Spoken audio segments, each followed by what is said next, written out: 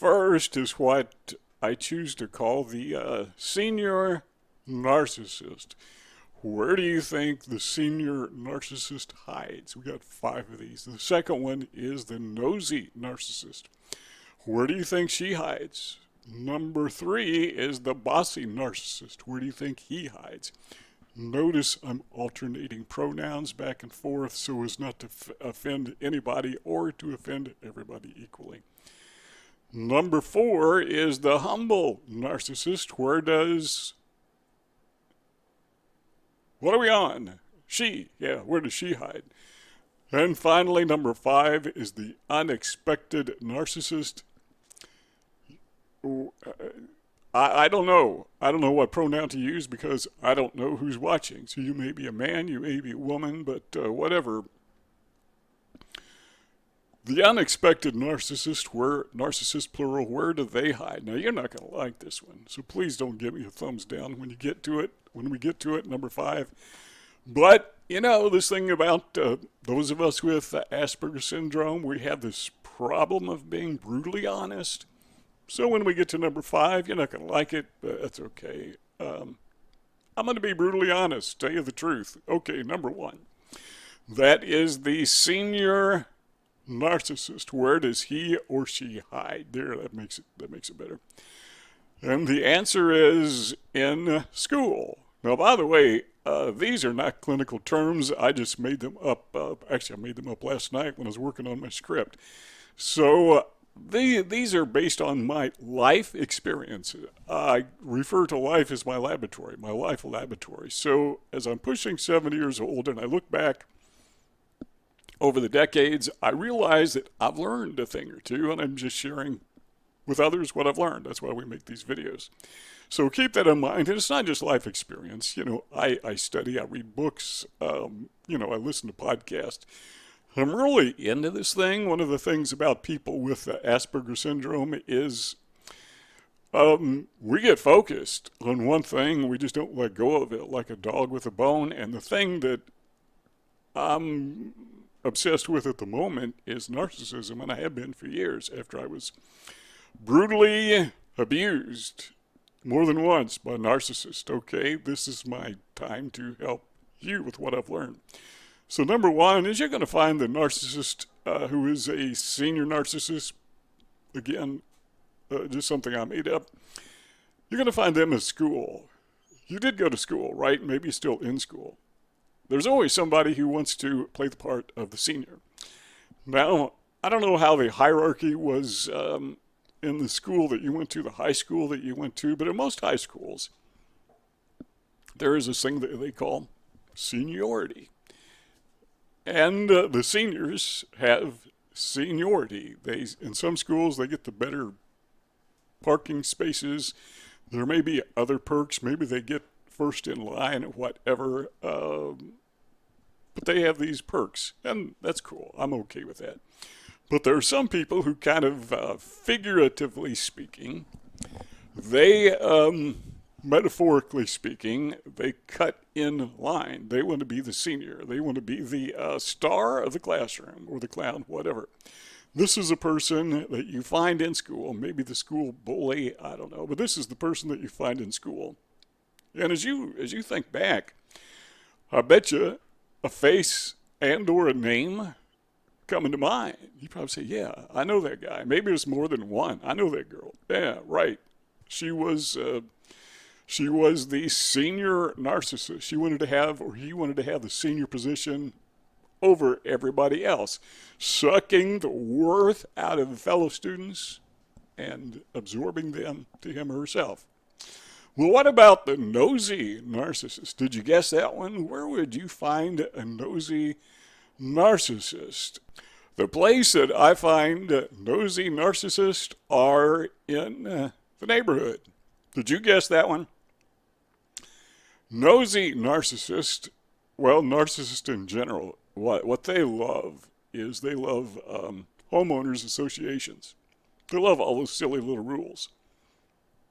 Like you can only have so many flowers in your front yard, and the color of your drapes or blinds has to be this color, Or if you have any oil on your driveway, you get a $25 fine. Whatever the rules happen to be, they're all different with different homeowners associations, but the neighborhood narcissist, the nosy narcissist, loves those things because there's nothing that they enjoy more than pointing out someone else's flaw.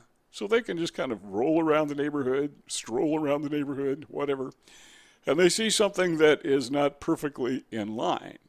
Okay, so maybe your hedges are like an inch too high or something. They may even confront you about it because they love that feeling, narcissists love that feeling of superiority.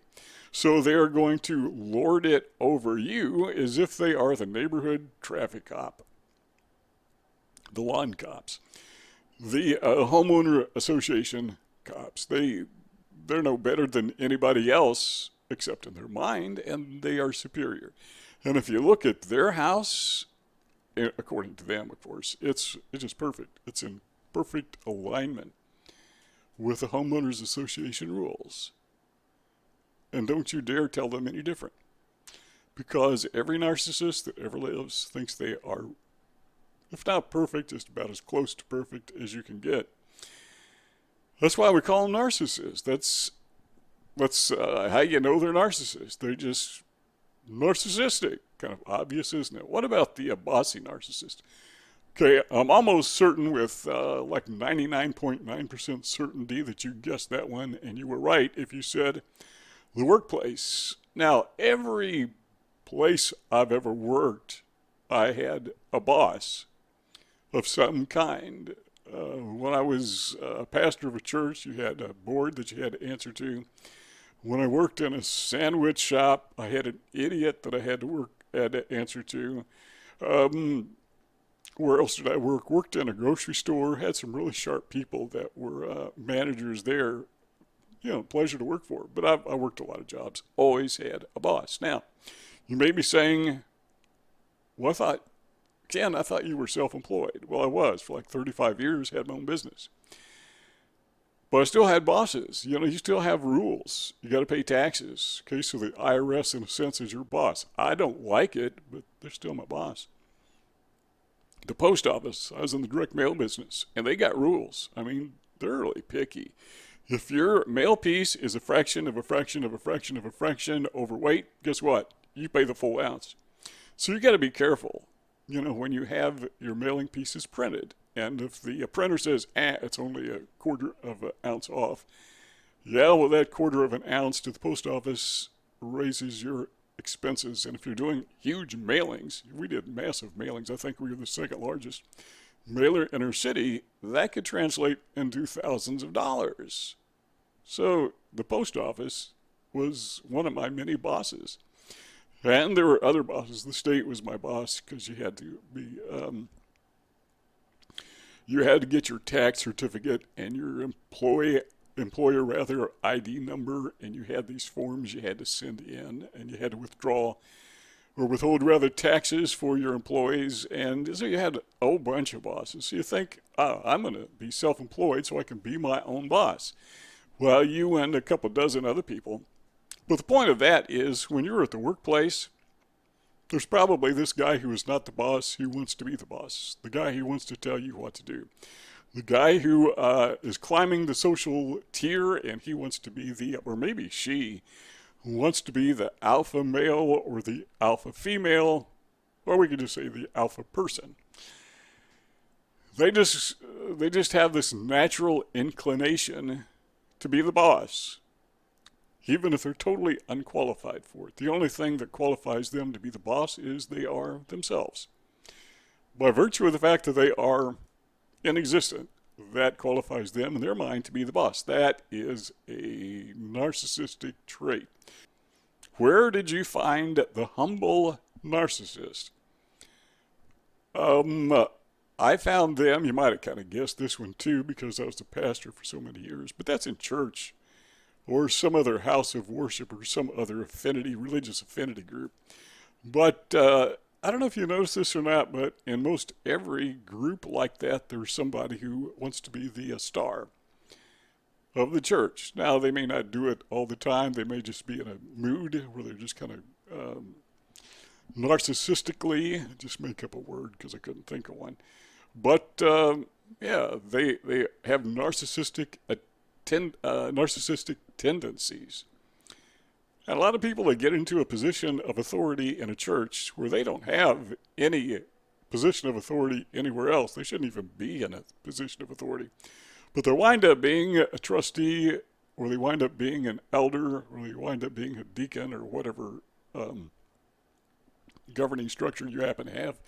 And all of a sudden, they know everything about everything, and they expect everyone else to agree with them, or else they'll cause trouble. And, all the churches I've been in my life, with maybe one or two exceptions, they've either been just getting over a church split, schism, or they're in the middle of one, or they're about to start one. Yeah, all of them. That's because the thing about church people, I should say the problem with church people, well, let me phrase it this way. The problem with religious people is not that they're religious, it's that they're people. And if you go to church thinking it's any different from where you work, your neighborhood, there is people. They're under a steeple, but, nothing changes when they walk in the door. They're still people. They still have the same narcissistic tendencies, and some of them are full-blown narcissists, and they're going to show up. Now, while I'm on the subject, got to throw this in because this is important. There are some people, narcissists, who intentionally prey on religious affinity groups. And I mentioned that in the past in many other videos. And if you've not watched the past videos, there's a bunch of them, and they're just as fresh as they were the day we made them, because this is a topic where it just doesn't go away. It doesn't get old. And there's a lot of good advice, I think. Okay, I'm narcissistic, but there's a lot of good advice in those videos for you. So, when we're done with this video, you're going to see those rectangles. Click on one of those and you can keep on going.